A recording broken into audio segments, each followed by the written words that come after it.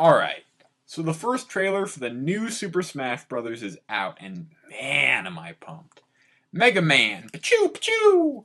And with this announcement, I figure, why not make a video about the characters that I want in, because, well, that's a thing that YouTube does. Anyway, this video is for first-party Nintendo characters only, so if you're third-party, well then, I'll see you in the next video. Also, I'm not including Palutena, Girahim, King K. Rool, Little Mac, or Ridley, because those guys seem to be on everyone's list, and I'm an original. So, here we go. Number 10! Crystal, from StarFox Adventures. Now, say what you will about her name of origin, but there's no denying that Crystal would give the StarFox crew much-needed variety. Tired of blasters, reflectors, and fiery thrusts? Well, Crystal's got her rod and her Krazoa spirits. She don't need none of that. Number 9! Okay, so this is kind of a 2-for-1 deal, but something really needs to be done about Pokemon characters. So, instead of suggesting a new character here, how about I just go ahead and hash out some ideas for the old ones? First off, no more Lucario. He was cool in Brawl, but since he'll be 2 generations behind by the time these games come out, I really don't think he can be relevant anymore. Second off, the Pokemon trainer needs some work. To stay relevant, he could get a 5th or 6th generation team, but I would rather actually play as him. You know, spray repels, catch other characters, Pokeballs, etc. He'd still have Pokemon, but they'd be more relegated to HM than maybe his final form. I don't need none of that Ivysaur-ass honky. Finally, let's get Mewtwo back in there. With his new form from Pokemon X and Y, his moveset could be more varied than it was in Melee. Plus, for his final smash, Hypno-Genesis! It's from a bootleg Pokemon Stadium to Super Nintendo.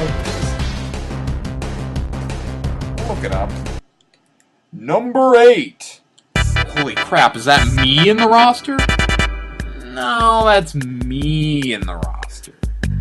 See, these little avatars are playable in more Nintendo games than possibly Mario himself now, so I figure, why not give them a spot on the list?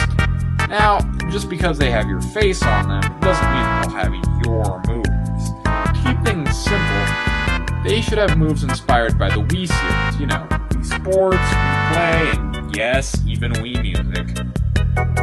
Oh, and you should be able to report offensive Miis via the Nintendo Wi-Fi connection, so the kids don't run into anyone playing his penis face. Number 7! Issa Joe from Sin and Punishment Star Successor. I was initially going to put Kachi, the other playable character in that game, on here instead, because we do need more female characters, but she's just so not cool at all. Anyway, Sin and Punishment Star Successor is a really fun game. Sword thing. Shoot things. Sin and Punishment Star Successor. Buy your copy and play it. Number 6. Starfy from Legendary Starfy. This guy's franchise was pigeonholed to Japan for too long, when he finally arrived here in America to kick some butt. Legendary Starfy was a really fun game, and I'd love to see the franchise represented in the new Smash Bros. But you might be thinking that all that Starfy can do is spin, because that's all he really did as an assist throw from Brawl. But in reality, he can do so much more. He can swim at the enemy at super fast speeds, dive bomb them with a shooting star attack, transform into a chicken, a a seal or a fire-breathing monster and push a freaking meteor at you. That should be his final smash, by the way. Number 5. Now, the WarioWare franchise has been around for a while, and they've spawned a lot of memorable characters, like Jimmy T, Mona, and Ashley. Weirdly, these characters haven't really shown up outside the franchise, though. I mean, the Mario Sports series seems to have no problem picking up characters from DK and Yoshi spin-offs, so why not Wario's?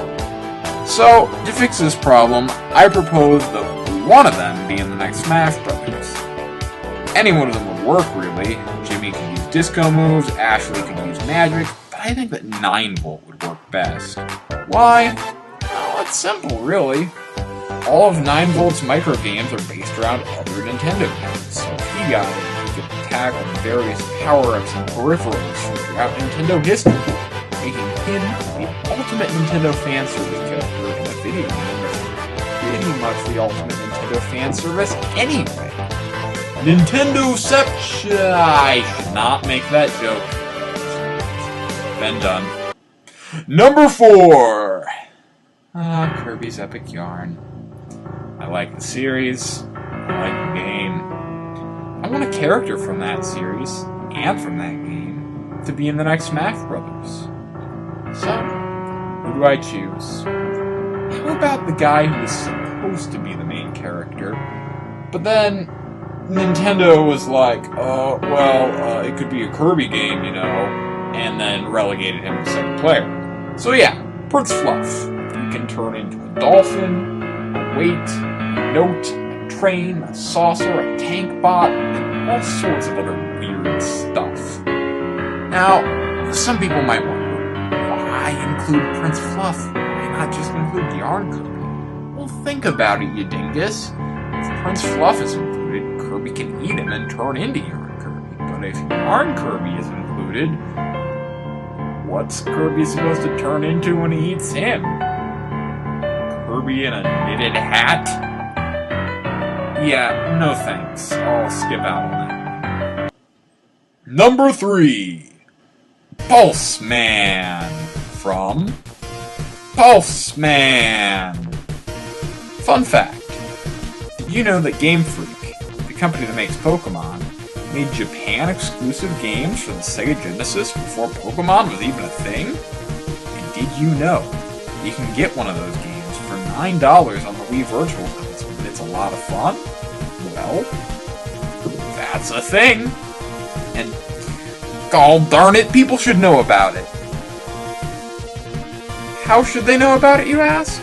Well, that's pretty simple. Put Pulseman in the next Smash Bros. You can shoot blast arrows, turn into an electric ball with his Voltecker attack. And I know it sounds a little redundant to have 2 electric fighters from Game Freak in the next Smash Bros., but it'll worth it. It will worth it to get that sequel. Maybe. Number 2!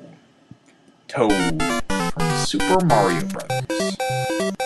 While Bowser Jr. and Waluigi are more popular choices for this type of list, let's have a look-see at Toad's resume. He's been around since the original Super Mario Bros. He's been in every Mario Kart, every Mario Party, and he even hosted a few of those. He was the only playable character from Super Mario Bros. 2 not to be included as a playable character in Melee. He was half of the playable characters in New Super Mario Bros. Mii and New Super Mario Bros. Wii. And, most importantly, according to a Nintendo poll of who people wanted to see in Melee, Toad got 4th place after Peach, Bowser, and Wario, all of whom have been included in the series since. So, let's find a new B-move for Princess Peach and give Toad his own moveset.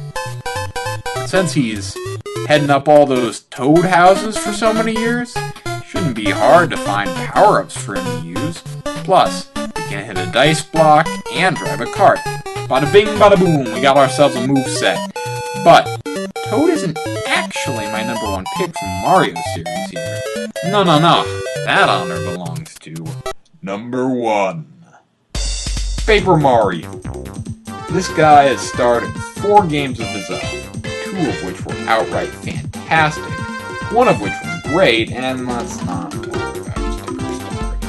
Anyway, the Paper Mario franchise is wonderful, and it's a real shame that Nintendo has gone this long completely ignoring the series in regards to Smash Bros., aside from a few trophies and stickers. Now, to those of you who are going, good grief, we don't need another Mario, we already have 2 Links, and they're exactly the same, so having 2 Marios that are exactly the same would just be ridiculous. It's pretty obvious that you haven't played much of the Paper Mario franchise. Paper Mario can use all of the items, badges, and partners that he's met throughout his 4 titles to deliver a moveset completely unlike his 3-dimensional doppelganger. Plus, with all those crystal stars and star spirits from the first 2 games, there's plenty of potential for a good old PM to have a really cool final smash.